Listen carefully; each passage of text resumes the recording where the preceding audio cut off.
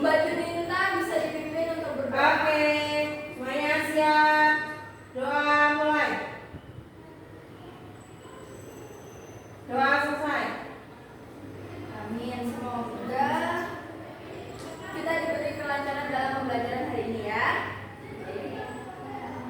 Hari ini kita akan belajar tentang kegiatan ekonomi jual beli. Tapi sebelum kita masuk ke dalam pembelajarannya, Ibu presensi terlebih dahulu ya. Iya, Bu. Yang disebutkan namanya bisa mengangkat tangan dan bilang hadir gitu ya.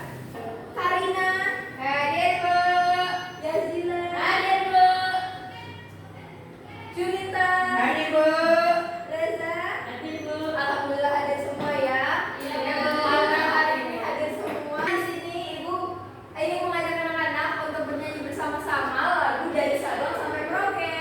Dari Sabang sampai Merauke berjalan pulau-pulau, sambung menyambung menjadi satu. Itulah Indonesia. Indonesia tanah airku, aku bernyanyi padamu, menjunjung tanah airku, tanah airku Indonesia. Semangat dulu, tepuk semangat. Semangat, semangat. Semuanya sudah buka flipbook yang Ibu kirimkan kemarin? Sudah ya. Jadi sudah siap ya untuk pembelajaran hari ini? Sudah. Nah, kalau kalian melihat di sini ada capaian pembelajaran. Jadi di hari ini harapannya anak-anak dapat membedakan antara kebutuhan dan keinginan, mengenal nilai mata uang, dan mendemonstrasikan bagaimana uang digunakan untuk mendapatkan nilai manfaat atau memenuhi kebutuhan sehari-hari. Adapun tujuan dari pembelajaran kita hari ini adalah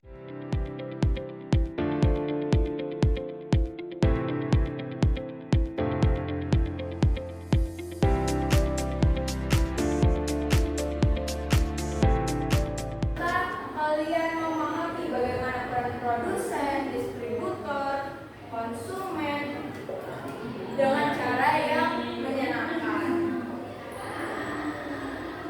Nah, anak-anak bisa lihat di sini, ini gambar apa? Gambar seorang anak. Jadi ada seorang anak memiliki uang saku 10.000. Ia ingin membeli es krim seharga 8.000. Tetapi ia juga membutuhkan buku tulis yang baru. Jika ia membeli es krim, maka uangnya tidak cukup untuk membeli buku. Nah, bagaimana menurut kalian? Manakah yang lebih prioritas? Beli es krim atau beli Buku. Jadi yang mana yang prioritas? Buku. Yang lebih prioritas adalah membeli Buku. Lalu solusi terbaik untuk mengelola uang tersebut adalah dengan bagaimana Mbak Junita? Memprioritaskan kebutuhan dulu daripada keinginan. Kan keinginannya es krim, sedangkan dia butuh buku. Ya,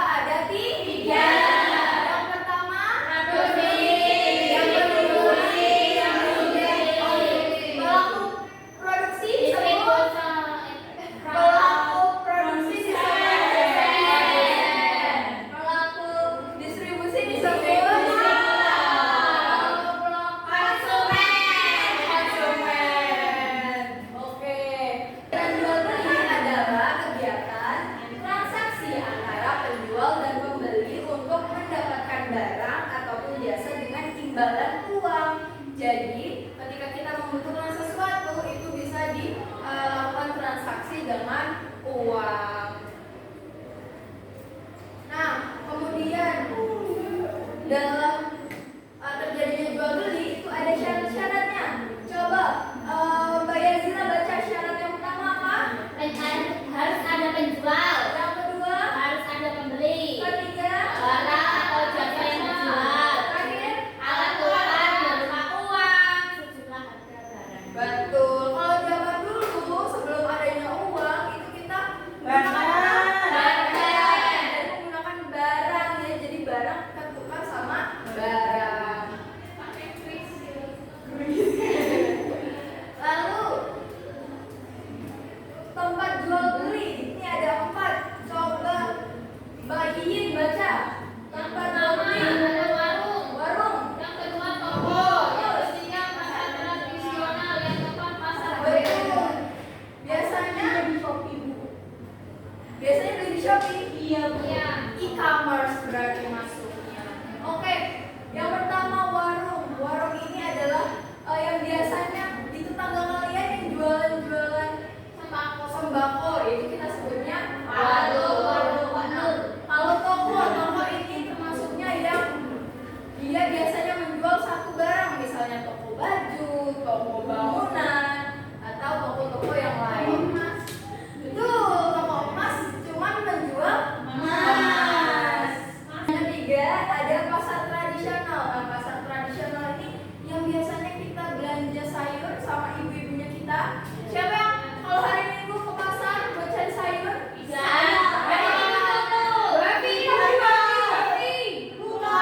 Siapa yang di rumahnya pasar tradisionalnya? Biasanya Hari Sabtu. Apa? Hari Kamis. Kamis Minggu. Pondok yang lain.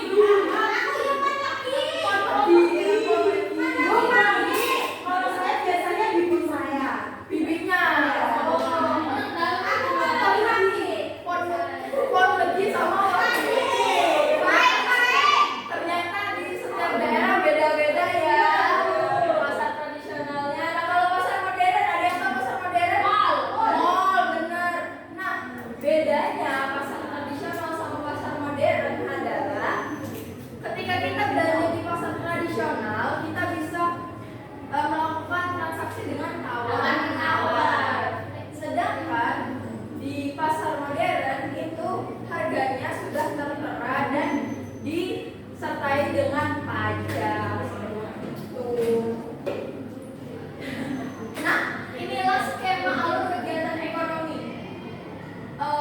Kegiatan yang pertama dilakukan adalah dengan produksi, kemudian produksi disalurkan oleh distribusi kepada konsumen.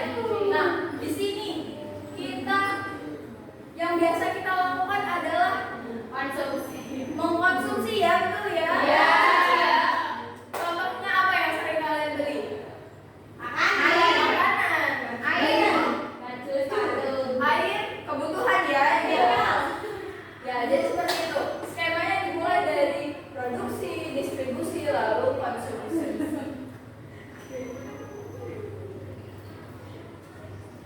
Nah, di sini Ibu memiliki video animasi dari ya, animasi Nusarara. Di sini judulnya adalah Nusa Belajar Jualan. Jadi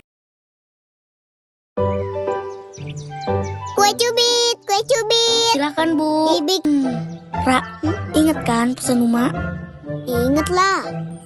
Kita harus meneladani sifat berdagangnya Rasul. Amanah, jujur, dan terpercaya. Iya sih, tapi kan Ma. Hayo. Iya deh Ma. Oke anak-anak, dari video yang telah kita saksikan tadi, dari video Nusa Belajar Jualan, kita dapat mengambil hikmah bahwasanya ketika kita mau belajar berjualan kita harus amanah, jujur, dan terpercaya. Saatnya kita bertokok. Yeay.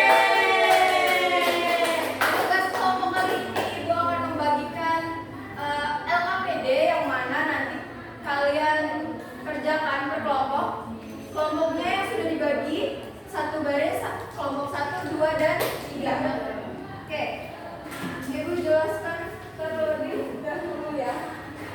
Ya, Bu. Di lembar pertama ada cover yang mana berisi lembar kerja peserta didik. Di bawah kalian bisa mengisi dengan kelompok kalian dan anggotanya. Kemudian di lembar kedua ada informasi terkait dengan capaian pembelajaran dan tujuan pembelajaran pada hari ini. Di lembar ketiga bisa kalian baca di berita paling atas itu manakah yang menurut kalian termasuk kegiatan jual beli. Beri lingkaran pada jawaban kalian. Nah, jadi yang gambar mana yang menurut kalian adalah jual beli itu nanti dilingkarin ya. Ya, Bu. Selanjutnya ada nih kalian menjodohkan menarik garis ya. Perhatikan siapa yang membuat barang, siapa yang mengantar, dan siapa yang membeli. Jawab pertanyaan dengan menghubungkan dengan garis. Itu ya. Ya, Bu. Bisa dikerjakan secara berkelompok. Berapa menit, Bu? 5 menit cukup? Kurang.